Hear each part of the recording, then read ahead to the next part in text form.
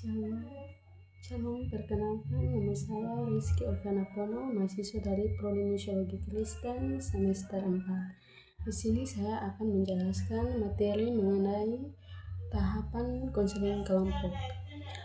Di sini konseling kelompok adalah proses bantuan yang diberikan kepada sekelompok orang secara bersama untuk memahami diri, mengatasi masalah, mengembangkan potensi, dan membangun hubungan yang sehat. Berikut adalah 6 tahapan pelaksanaannya secara terstruktur sebagai berikut. Tahap yang pertama yaitu pembentukan kelompok. Tujuan dari pembentukan kelompok yang jelas, aman, dan memiliki kesepakatan bersama. Kegiatan dari tahap pertama ini adalah yang pertama menentukan tujuan topik dan manfaat kelompok. Yang kedua, memilih anggota yang sesuai seperti memiliki kesamaan kebutuhan, tidak saling bertentangan secara berlebihan. Yang ketiga, menetapkan aturan dasar, kerahasiaan, saling menghormati, ketepatan waktu, dan kebebasan berpendapat. Yang keempat yaitu memperkenalkan peran konselor atau pemimpin dan peran setiap anggota. Yang terakhir itu menyepakati jadwal, durasi, dan tempat pertemuan. Tahap yang kedua dari tahapan konseling kelompok yaitu tahap awal atau orientasi dan eksplorasi. Tujuan dari tahap ini yaitu membangun kepercayaan, mengenal satu sama lain, dan mulai mengungkapkan kebutuhan atau masalah.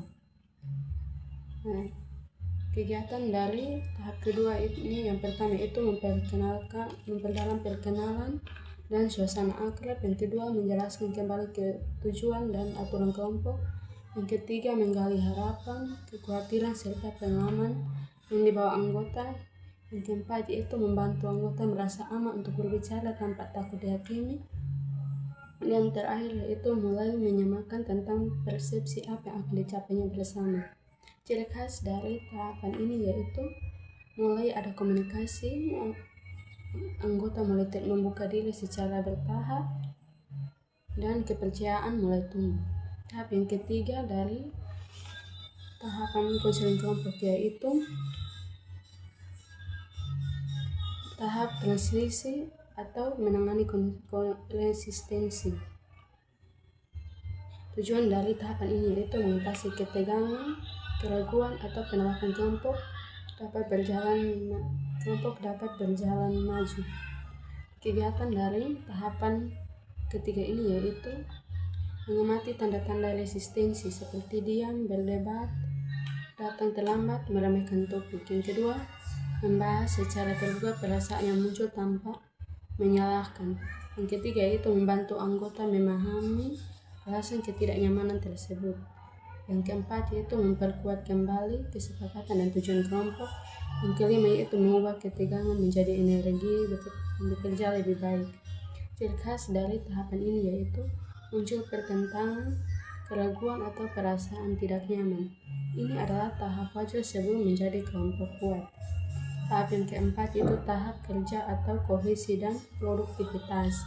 Tujuan dari tahapan ini yaitu mencapai tujuan kelompok, menyelesaikan masalah, dan mengembangkan kemampuan anggota.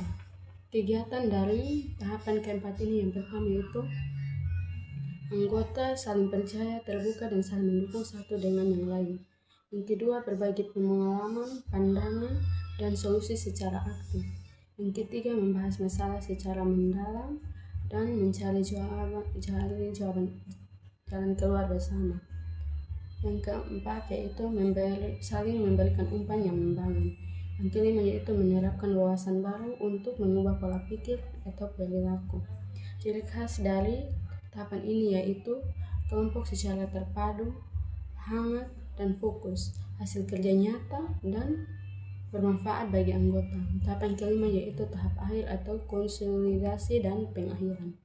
Tujuan dari tahap akhir ini yaitu menyimpulkan hasil yang dicapai dan mempersiapkan anggota untuk melangkah sendiri. Kegiatan dari tahap kelima ini yaitu meninjau kembali proses perubahan yang dialami setiap anggota, menyimpulkan pelajaran yang berharga dan keterampilan yang diperoleh, membahas perasaan akan berakhirnya pertemuan, rasa sedih, takut kehilangan dukungan. Membantu anggota menyusun rencana penerapan hasil konseling dalam kehidupan sehari-hari. Dan yang terakhir, menutup kelompok dengan rasa terima kasih dan harapan positif.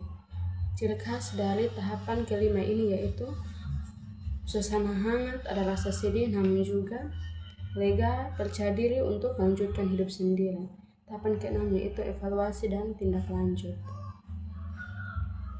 Tujuan dari tahapan ini yaitu mengetahui keberhasilan program dan memastikan hasil tetap terjaga. Kegiatan dari tahapan keenam ini yaitu mengevaluasi pencapaian tujuan, apa yang berhasil dan apa yang belum tercapai. Yang kedua, mengumpulkan tanggapan anggota terhadap proses dan cara kerja kelompok. Yang ketiga, mencatat kelebihan dan kekurangan untuk perbaikan di masa mendatang.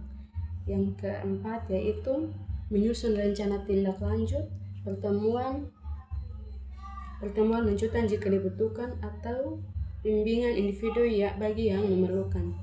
Yang kelima yaitu memantau perkembangan anggota dalam jangka waktu tertentu. Dan manfaat dari tahapan ke-6 ini yaitu memastikan perubahan yang terjadi bertahan lama dan memberikan data untuk menyempurnakan program konseling berikutnya. Demikian penjelasan dari saya mengenai 6 tahapan konseling kelompok. Semoga bermanfaat bagi teman-teman yang sudah menonton. Terima kasih dan salam.